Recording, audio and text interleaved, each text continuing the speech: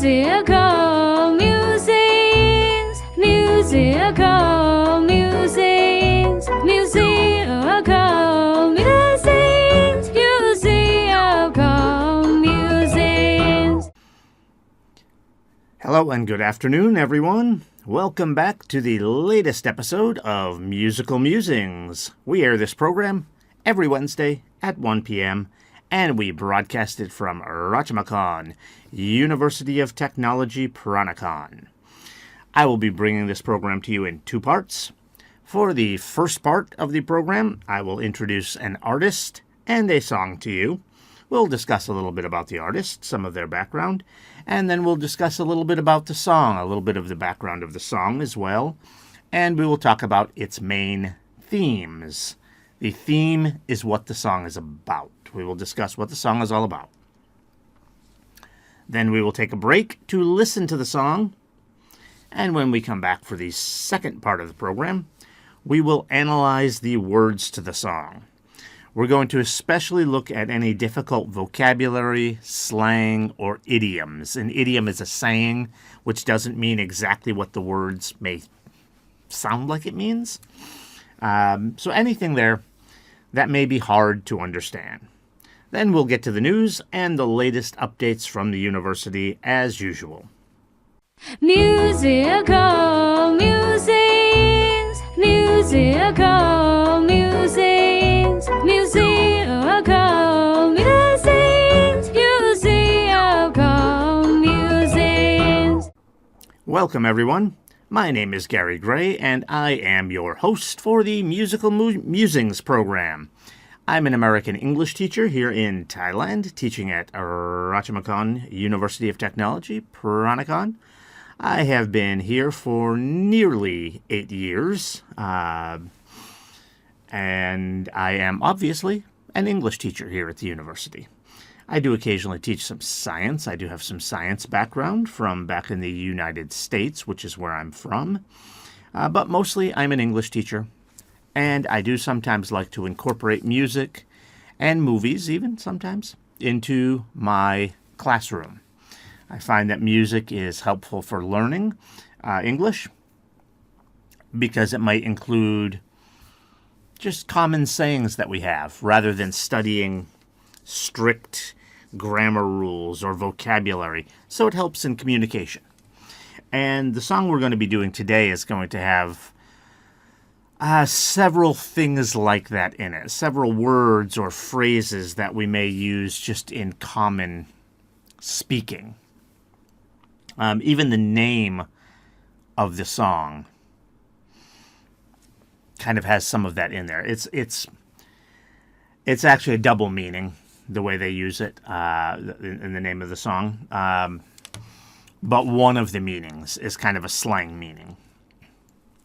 So this is we're going to be doing a pretty good song today as far as that's concerned. I usually pick songs I like. This one I actually don't particularly like that much. I'm not even that big of a fan of the band. They have a couple songs I like. But not one of my favorite bands.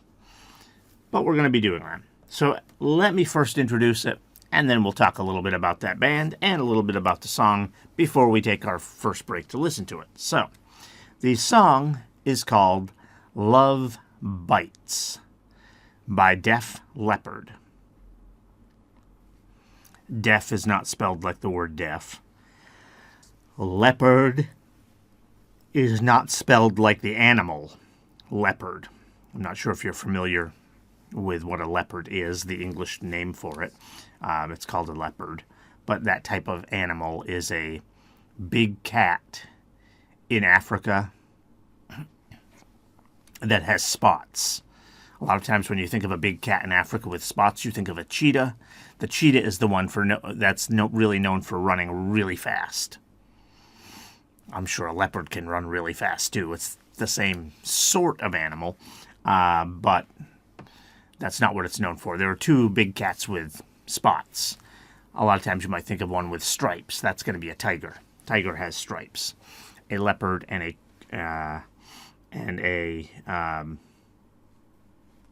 what was the other animal I just mentioned? A leopard has spots. But the spots do look different on those. Cheetah. Cheetah was the other one. A leopard and a cheetah their spots do look a little different, so you can tell them apart. But anyway, that is not how this is spelled. They spell their name, Def Leppard, D-E-F for deaf. The normal spelling for that in English is D-E-A-F. This is D-E-F. And leopard is usually spelled in English, L-E-O-P-A-R-D. Instead, they spell it L-E-P-P-A-R-D. So they get rid of the O and they have two P's, L-E-P-P-A-R-D. That's the name of the band. So obviously they just made that up. Okay, so a little bit about Def Leppard. They're basically just a rock band. We talk about genres sometimes. I haven't mentioned that very often on the program lately. I don't usually like to talk about genres, but I do talk about them quite often because people always ask, oh, well, what genre is their music? A lot of the best bands or artists will kind of cross over some genres because it's art. It makes it more interesting. See, you don't get just one genre for a lot of groups. Like one of my favorite bands is the Charlie Daniels Band. They kind of do southern country, a little bit of bluegrass in there. The lead singer, whose name is Charlie Daniels, plays a fiddle. That's very southern kind of country music. But it's got a pretty strong rock influence to it as well. It's like country rock, southern rock, you might call it. That's what a lot of people would call it, is southern rock. But it's rock and country combined, maybe a little bit of bluegrass in there as well.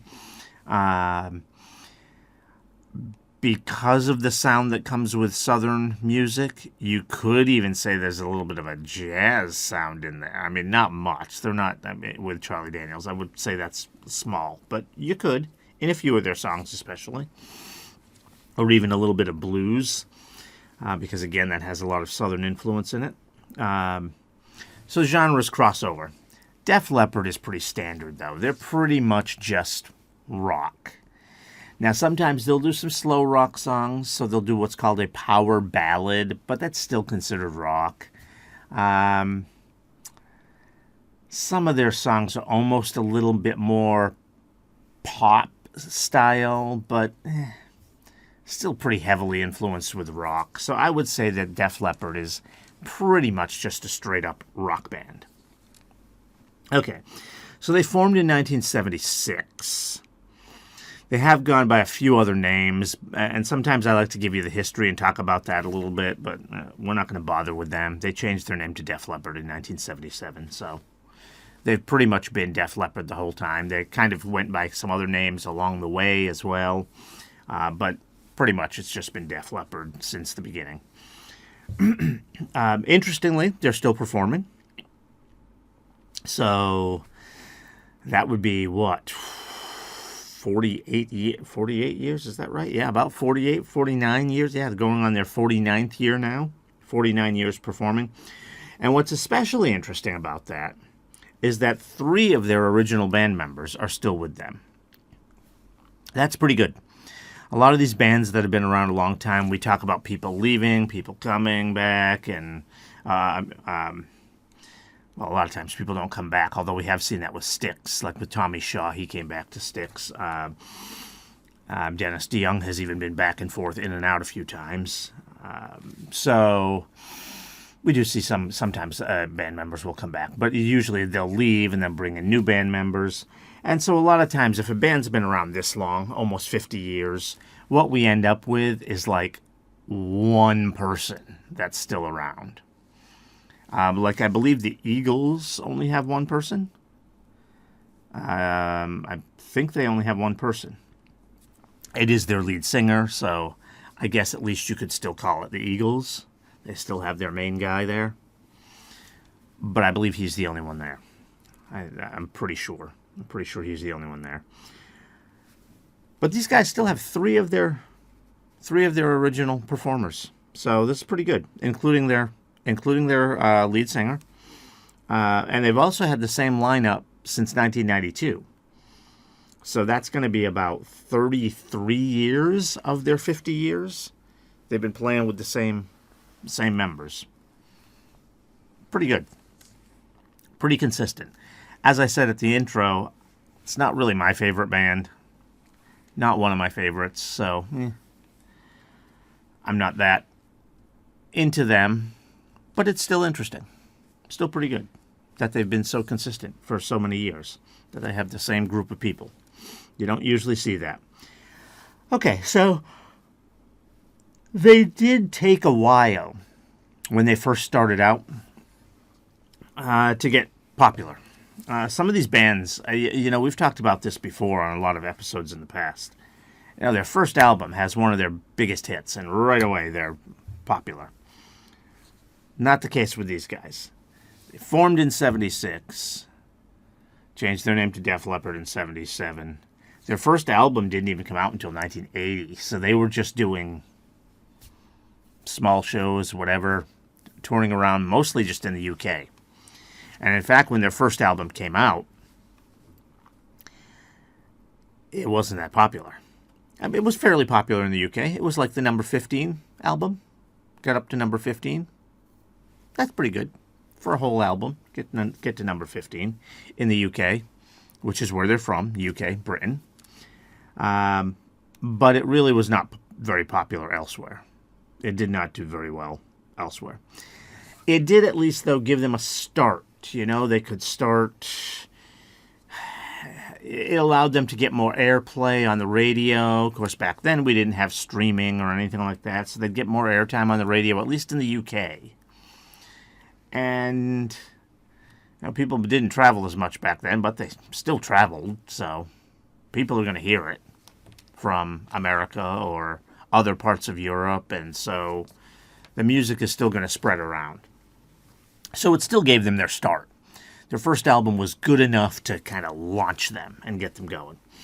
But itself, it was not very popular.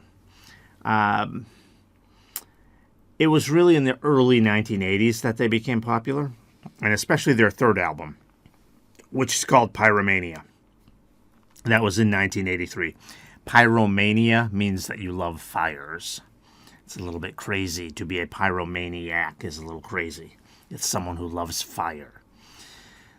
But if you think of a rock band, it's a good name for a rock band. Rock bands like to have a lot of fire and fireworks and things like that at their shows. So that's a pretty cool name for an album, Pyromania. And that was in 1983. And that was really their big breakthrough in the U.S. Now, if anyone watching this actually knows something about Def Leppard, I say watching this, we are on YouTube as well as streaming. So if anyone listening to this, if you're listening on streaming, anyone listening or watching this knows Def Leppard, you may say, oh, no, that's not right. It wasn't their third album that made them popular. It was their second album. Sort of. That can be debated. Their second album was certainly bigger than their first in the U.S. So it was kind of a gradual increase for them. But I would say that their third album was probably really the one that got them going in the U.S. But again, some people could debate that. Some people could say their second album, because it was certainly bigger than their first in the U.S. Okay, so again, that third album came out in 1983. I believe, I did not write this in my notes, I believe that's the album that has Rock of Ages on it. Rock of Ages is, for me, their best song. It's not their most popular song in the U.S. The song we're doing today, Love Bites, was their most popular. I don't know why. I personally think Rock of Ages is much better. Like I said, this is not even one of my favorite songs by them that we're doing today. We're doing it because it's good for the English. It's good for the English stuff. That's in it. The words, the sayings. But I believe Rock of Ages was on that 1983 album.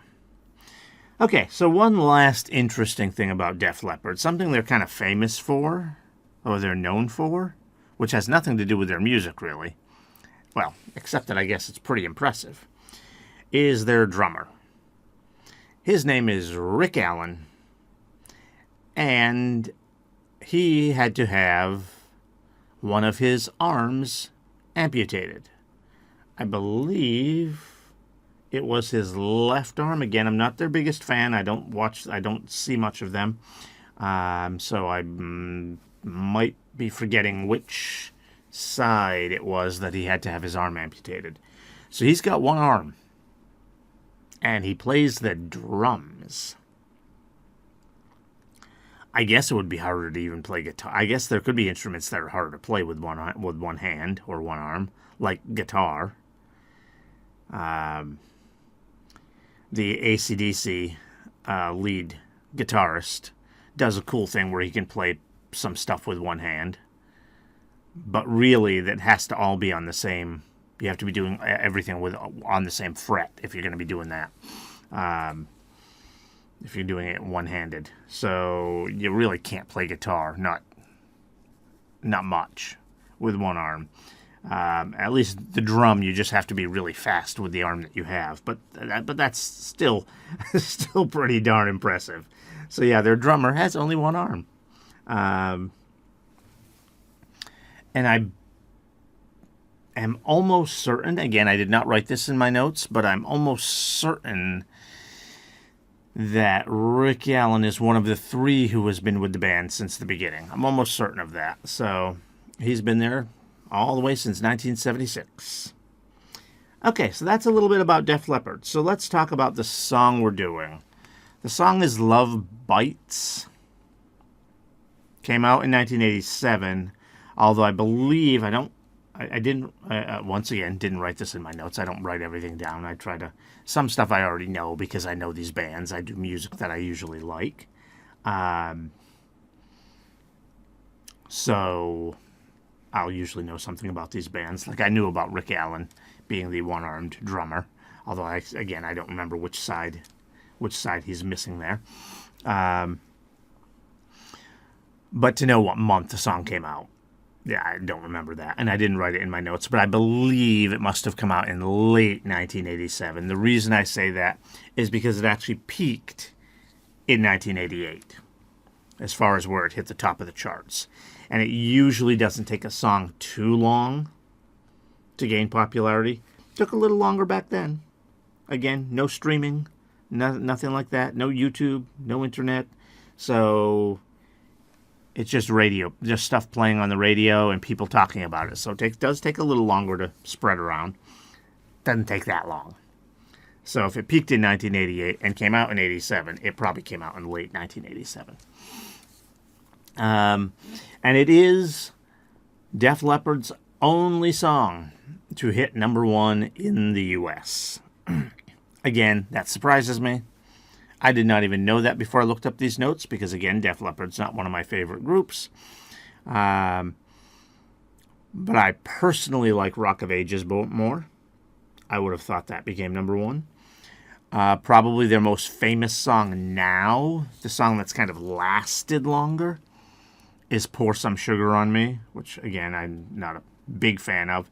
It's a little bit fun. I don't mind listening to it when I hear it, but it's a little silly because it's way too obvious what it's about. But that, because it's lasted longer in terms of its popularity, I maybe would have thought that would have been done better than Love Bites.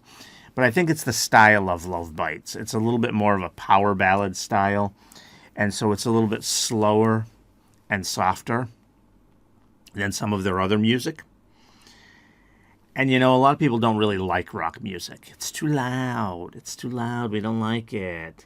And so the power ballads, as far as the general population, do tend to be a little more popular. And that's what this is. And so that's probably why this got to number one. So this is their only number one hit. And again, came out in 1987. It's from their album Hysteria. And it's a really simple topic. It's really just about a difficult relationship, really about a woman that he's with who's maybe thinking about someone else.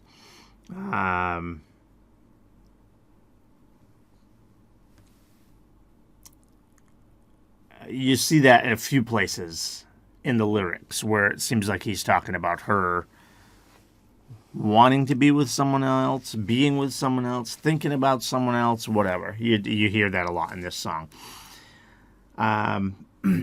Okay. So, I mentioned at the beginning in the intro that the name of the song even has kind of a double meaning to it. So we'll get to that when we get to the song, because that phrase is in the song plenty of times. So we'll get to that when we go over the lyrics. So right now, let's just go ahead and get to the song. As always, those of you joining us on YouTube, we cannot put the video in here because of copyright. So we will give you the link in the upper right. Please click on that for the video, and then you can just click back here when that's over for the analysis of the lyrics. Everyone else listening, if you're on streaming or radio, you should be able to listen just fine. Okay, let's get to the song. Musical musings, musical musings, musical musings, musical musings. Welcome back, everyone. Okay, so once again, that is just a song about a difficult relationship. It's a pretty simple song. It's just about a guy being concerned that the girl he's with is thinking about someone else, seeing someone else, whatever. Doesn't really want to be with him, whatever it is. It does sound like he is actually with her. So it's not like they're broken up. We do see that in several lines. We have one line where it says, "When I'm with you, are you somewhere else?" So when I'm with you, so he is with her. There's also another line that says, "I don't want to touch you too much, baby." So obviously he's touching her. They're in a relationship. So there is something between them. They are together. But he's worried that she's thinking about someone else. Okay, so let's just get started. It's a fairly long song. It's not too long because we do have the chorus that repeats itself. But it's fairly long, so let's get to it. So it just starts out, "If you've got love in your sights, watch out, love bites." Okay, simple enough. If you've got love in your sights. When we talk about having something in your sights, it means it's something you're looking for. It doesn't actually mean sights, like physically looking with your eyeballs. That's not what that means. When we say you have something in your sights, it's something you want, something you're looking to achieve, something you're looking to get. And we're using the word looking there to mean like a goal. It's a goal you have. We don't mean looking like eyesight looking. So I'm using that word look in a different way there.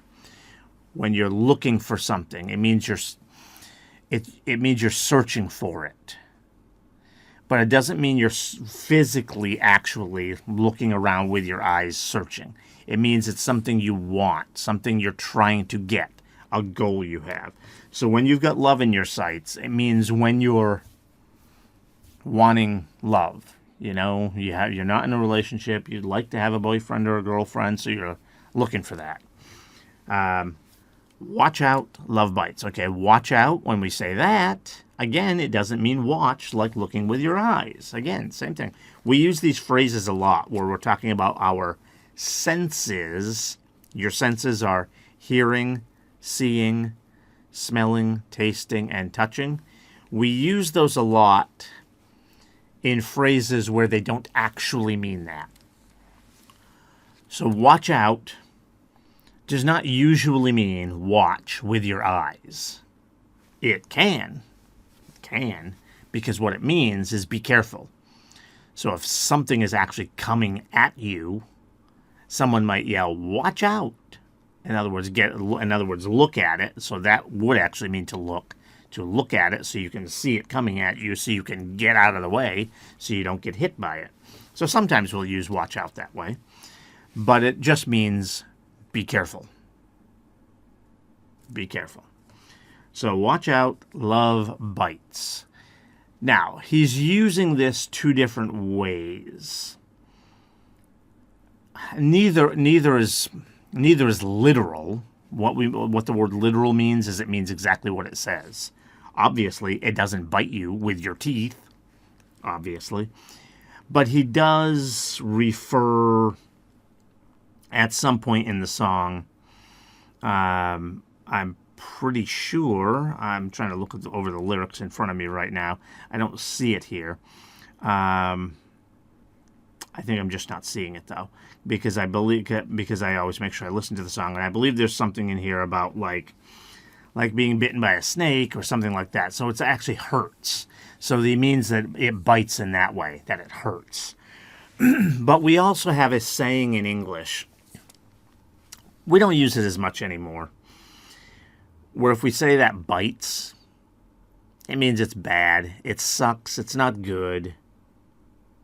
We don't use it as much anymore. We usually just say that sucks instead of saying that bites. But some people still use it. You'll still hear it, especially from people that are a little bit older, like me, because it used to be more common. Like when I was growing up, you might say, that bites. So he's saying that love is no good, or that love hurts. Kind of double meaning there when he says love bites. Okay, so let's get back to the lyrics here. When you make love, do you look in your mirror? Who do you think of? Does he look like me? Okay. I'll be honest, I'm not sure why he's saying, do you look in the mirror? I don't think you're thinking of yourself when you're making love, so... But it could just be to avoid looking at him. Sometimes, I mention this a lot in this program, sometimes lyrics are a little difficult to interpret. Not exactly sure what he means by by asking if she looks in the mirror. But he does say, and this gets to the whole thing about her wanting someone else. Who do you think of? Does he look like me? Now, when he asks, who do you think of, you notice he immediately then asks, does he look like me? So it's like he knows she's not thinking of him. So even though he asks, who do you think of? Because the answer could be him, right? He immediately knows it's not him. And he says, does he look like me? Do you tell lies and say that it's forever? Do you think twice or just touch and see?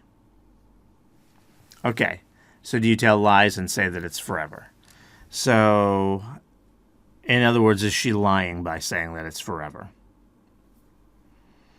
And then, do you think twice or just touch and see? Now, it's not clear whether we're talking about the other guy or him here, because this sounds like maybe she's exploring. So this might be related to the other guy.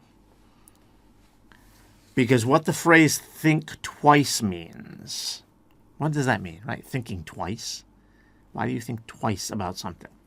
Okay, so what that means is, it almost is a literal meaning, because it means you think about something and then you think about it again. So what it means is that you're thinking about something a second time before you actually do it, because you're debating whether to do it. You're hesitating. You're not sure. And it's because, she knows she's going with another guy instead of him, the person singing the song. So she knows it's wrong. So does she hesitate? Does she stop to think about what she's doing? Does she think twice? Or does she touch and see? In other words, does she just do it and see what happens? Again, here, see, once again, see does not mean to actually look here. When you say something like, oh, let's see, it means let's see what happens. In other words, let's find out what happens. Let's discover what happens. So you're not sure what the result will be. So you just do it. And then you let whatever happen is going to happen, and you find out what the result is. So in other words, does she stop and think about getting involved with someone else? Or does she just get involved and let's see what happens? Okay. We continue on. They say, ooh, babe, oh yeah. When you're alone, do you let go? Are you wild and willin', or is it just for show? Ooh, come on. Okay. So now here, again, this is kind of like a line, like a few lines ago. I'm not exactly sure what he means. When you're alone, do you let go? Are you wild and willin', or is it just for show? Okay. The reason I'm not sure what this means is because if you're wild and willing, being willing means probably she's open to doing something bad with another person.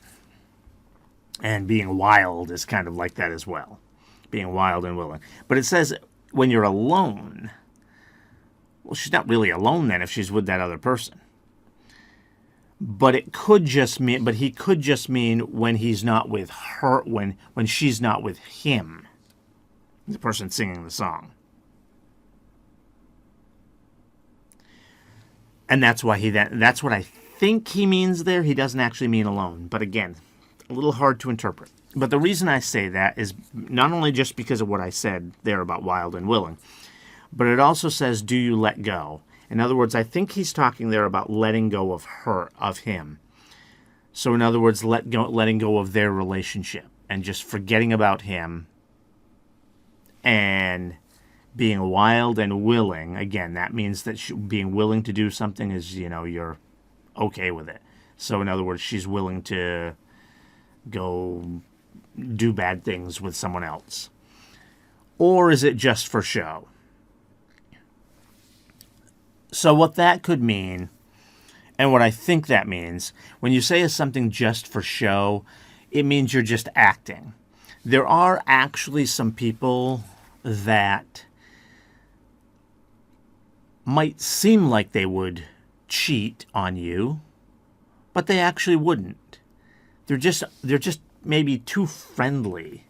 So they're very flirty with other people.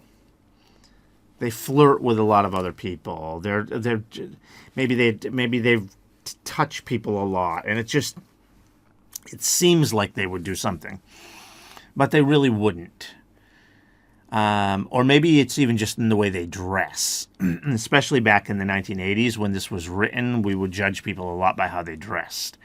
And so if she's going out wearing a really short skirt and a top which shows off a lot of skin, a really short top or something like that, that could be just for show.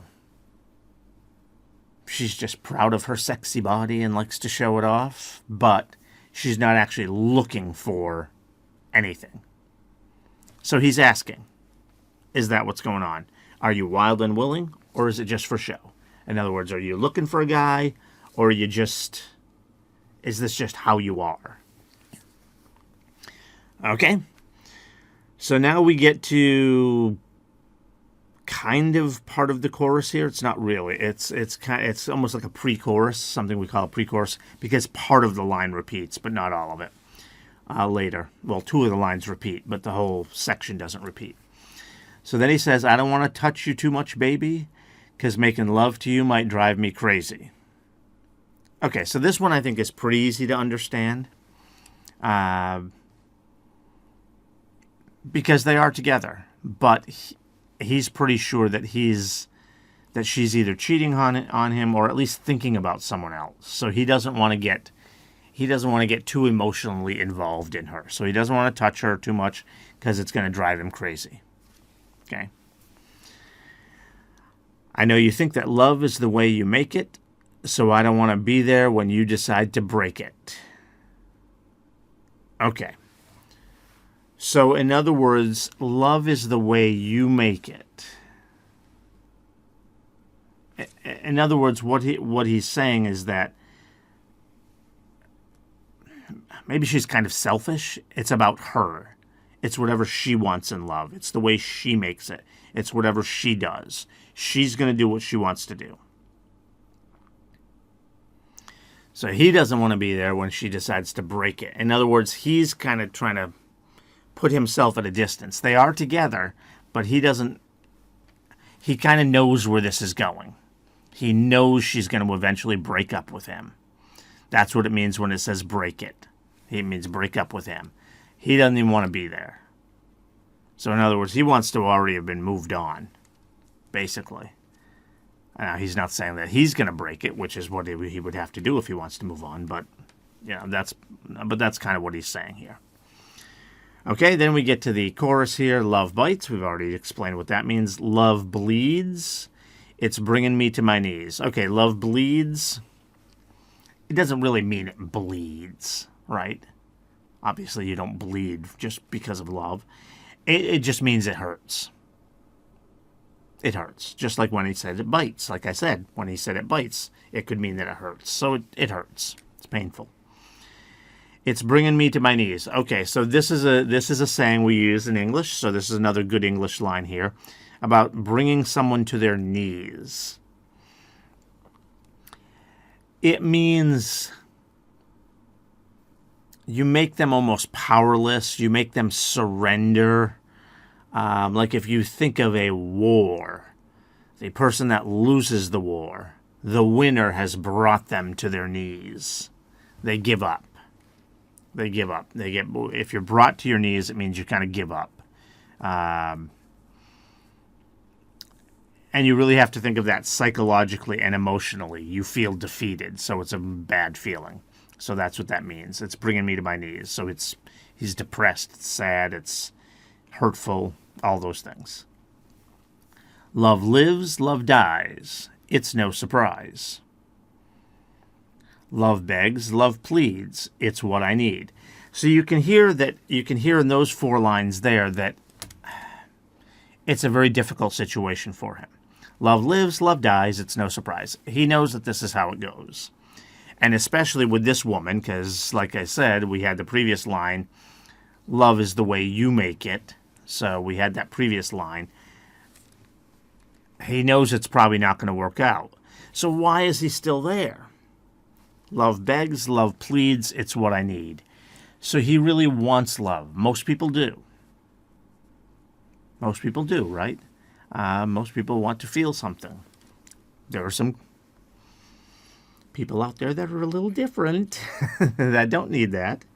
I have a friend of mine who, as far as a relationship is, I mean, she's very, very good friend, so she does still seek love, but just kind of friendship love. As far as a relationship like this, she has no desire for that. So some people don't need that, but most people look for that in their life. And by the way, pleads, that word, maybe you don't know that word. That kind of means the same as begs. You don't need to say love begs, love pleads. But, it's a song. You need words to rhyme and words to go together and things like that. So love begs, love pleads. That's fine. Pleads means loves. Begs, rather, excuse me. So love begs, love pleads. It's what I need. Okay, we continue on. When I'm with you, are you somewhere else? I mentioned that line before. So in other words, he's worried that she's not there. Now, obviously, it says when I'm with you, she must be there. He means in her head. In her head, she's thinking about someone else again. Am I getting through, or do you please yourself? Okay. This is kind of like looking in the mirror thing again. So again, I'm not entirely clear on that line. But, okay. When you wake up, will you walk out? It can't be love if you throw it about. All right, so these 2 lines there, I actually think are going to be a couple of easy lines again. When you wake up, will you walk out? Okay. Can't be love if you throw it about. What he means by throwing it about is if you just don't seem to care. So you wake up, you walk out. That's not love. It's not love if as soon as you wake up, you just walk out. That's what you would do if you were maybe just with a prostitute or something like that. Well, they probably wouldn't even fall asleep there. But if they did, if they fell asleep, I guess sometimes people might spend a night with them. If they fell asleep there, as soon as they woke up, they'd probably just leave. Because it's not a relationship. It's not love. So it can't be love if you throw it about. That's what he means by throw it about, throwing it about. Doesn't mean actually throwing. Again, this is a phrase, a saying, an idiom. Throwing something around means just not caring about it. Okay? Then we get to the chorus. So then we move on to the next verse. And, sorry, because of the way they do the chorus, the pre-chorus changes there. And they get rid of the two lines. I know you think that love is the way you make it, so I don't want to be there when you decide to break it. So when I looked at the next pre-chorus, I thought that was the next verse. Nope, that is actually it. They then just repeat the chorus a few times, but once with the partial pre-chorus and then once with the full pre-chorus. What I mean by the pre-chorus is those lines where it says, I don't want to touch you too much, baby, because making love to you might drive me crazy. I know you think that love is the way you make it, so I don't want to be there when you decide to break it. That is the full pre-chorus. It comes before the chorus where it says, love bites, love bleeds, it's bringing me to my knees, blah, blah, blah, blah, blah. But after that last verse, when they get into that pre-chorus, they leave those two lines off. Then they do the chorus. Then they do the full pre-chorus and go back to the chorus. Okay? And then they finish it off with the way the song started. If you got love in your sights, watch out, love bites. And that's it. So that is Love Bites by Def Leppard. Okay, so there were quite a few little idioms, slang, sayings in there, especially around like vision and seeing, like watch out, or just touch and see, or we have a lot of that in here. So it's an interesting song. It's a good song to go through for English purposes. Okay, so I always like to close out by telling you some other songs to listen to from the artist. We've recently been doing a lot of one-hit wonders. We've been doing that for the last several weeks, actually probably a few months now. We still have more that I want to get to, but I just decided to take a break from that and do a bigger band this week. So Def Leppard's pretty popular, even though, like I said, they're not one of my favorites. So they have a lot of big songs. Probably their three biggest songs I've already mentioned. That's Love Bites, Rock of Ages, and Pour Some Sugar on Me. So I would first recommend those three songs. You've already heard Love Bites today, so check out Rock of Ages and Pour Some Sugar on Me. But I will tell you that they have a whole lot of kind of second-tier type songs. So songs that are still quite popular, just maybe not quite as popular as these. And popularity doesn't always equal the best songs. For example, I think Love Bites is their most famous song, their most popular song, just because it has crossover. As I mentioned before, being those power ballads, it's a little softer, so people that don't like rock music might like this song as well as people that like rock music, people that are Def Leppard fans. So it has a larger audience. Does not mean it's their best song. It is not my favorite song of theirs. So some of those second-tier songs, I'm mostly telling you songs that are popular. Because most people like them. So, yeah, those are good songs to go listen to. But some of those second-tier songs you might like just as much as these three that I mentioned. So if you're interested in Def Leppard, you think you like this song, go check out more of them. There's plenty of other songs other than these three that I mentioned. They have lots of other good songs. I guess they're good. I don't know. Like I said, they're not my favorite band, but songs that their fans like, at least. There's a lot of other good songs out there from Def Leppard. Okay, thank you for joining us for today's Musical Musings program. Please stay with us and make sure you tune back in next week for another great song. Also, please do not forget to subscribe to our channel. Thank you. Musical musings, musical musings, musings.